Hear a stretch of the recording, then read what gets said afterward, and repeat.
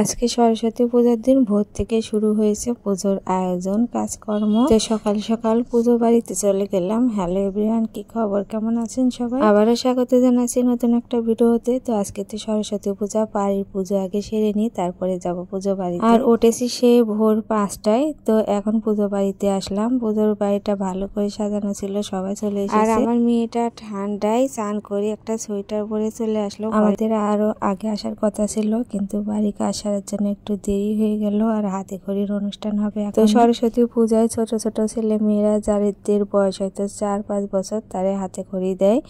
আর আমার মেয়েটার হাতে খড়ি 2-3 বছর আগে হয়ে গেছে। তো এখানে হাতে খড়ি হচ্ছিল। মা সরস্বতীর নামে মায়ের সামনে এভাবে হাতে খড়ি দেওয়া হয়। খুবই ভালোই লাগছিল। মেয়েটাকে সুন্দর করে সাজানো ছিল। আর পুরোহিতের হাত ধরে ধরে দিয়ে হাতে খড়ি দেওয়া হয়। আর অনেক জায়গা আছে সেখানে অনেক ভিড়। সেখানে কি করা হয়, বাবা মা হাতে ধরে নিয়ে মায়ের সামনে এভাবে লিখে নেওয়া হয়। আর 12 মাসে 13 পার্বণ। এখানে হচ্ছে আরো অনেক পার্বণই হয়। আর সরস্বতী পূজা হচ্ছে এবছরের পরে শেষ পূজা। সরস্বতী পূজার পর আর এবছরে তেমন পুজো নেই, টুকটাক যেগুলো আছে। যাই হোক, আজকে সারাদিন অনেকটাই মজা ছিল, খাওয়া দাওয়া, বেড়ানো আর পুজো দেখা। তো আমি এখানে দুর্গা পূজার মধ্যে হয়তো পুজো দেখতে পারিনি। তো এবারে আজকে সরস্বতী পূজা অনেকগুলো কিন্তু ঘুরে ঘুরে পুজো দেখেছিলাম।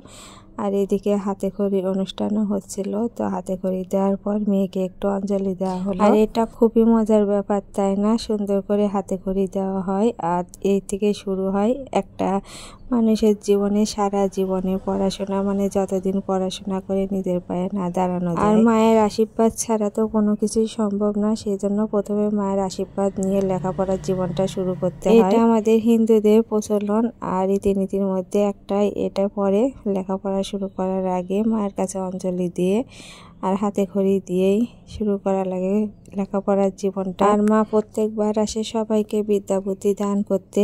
আর এই হাতে খড়ি অনুষ্ঠানের মধ্যে দিয়েই ছোট মেয়েদের আশীর্বাদে তারা কিন্তু সামনে লেখাপড়া আগাতে পারে। হাতে খড়ি দেওয়া হয়ে গেছে, সবাই অঞ্জলি দিল। এবারে হোম শুরু হবে, সেজন্য হোমের প্রস্তুতি করা হচ্ছে। তো হোম যজ্ঞ হলে ভোগের পর পুজো শেষ হবে। আর আমাদের এই বাড়িতে সরস্বতী মূর্তিটা কিন্তু খুবই সুন্দর ছিল। এবারে একটু চলে আসলাম মন্দিরে। মন্দিরে কিন্তু অনেক সুন্দর করে সাজানো হয়েছিল। আর মন্দিরের প্রতিমাটা কিন্তু অনেক বড় ছিল।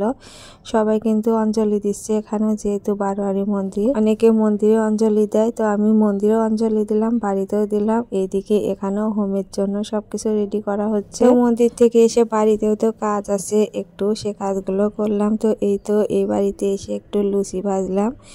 আর প্রসাদের তো ব্যবস্থা ছিল, লুচি খিচুড়ি এগুলোই ছিল আজকে প্রসাদের ব্যবস্থা। আর আমরা সবাই মিলে কিন্তু অনেকগুলো লুচি ভেজেছি সবার জন্য। লুচিগুলো কিন্তু অনেক ফুলকো ফুলকো হচ্ছে।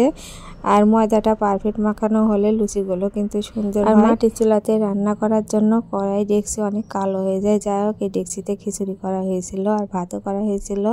তো আমরা বের হলাম সন্ধ্যে পরে একটু পুজো দেখতে মন্দিরে ঘুরে ঘুরে, আর কোন প্যান্ডেল কিভাবে সাজানো। যাই হোক, আজকের দিনটা খুব ভালোই ছিল, ঘুরে ঘুরে পুজো দেখলাম। আর আমার মেয়েটা আর আমি একরকম হলুদ শাড়ি পরেছি। আর মেয়েকেও একটু ছবি তুলে নিচ্ছিলাম, ভিডিও করছিলাম। তো আমি, আমার মেয়ে আরো সবাই ছিল, পুজো দেখতে গিয়েছিলাম সবাই একসাথে। তো আমাদের সরস্বতী পূজার দিনকার আজকের এই ভিডিওটি আপনাদের কেমন লাগলো কমেন্টে জানিয়ে দিবেন। এইদিকে এক মিষ্টি বাড়িতে মিষ্টি বানানো হচ্ছিল, সেটা আপনাদের সাথে শেয়ার। আর এই বাড়িতে ছোট্ট একটা মা সরস্বতীর প্রতিমা, এইটা একটা ইউনিক। তো খুবই ভালোই ছিল। তো আমার ভিডিওটিতে একটা ফলো দিয়ে শেয়ার করে দিয়ে আমার পেজের পাশেই থাকবেন। সে পর্যন্ত সবাই ভালো থাকবেন। নমস্কার।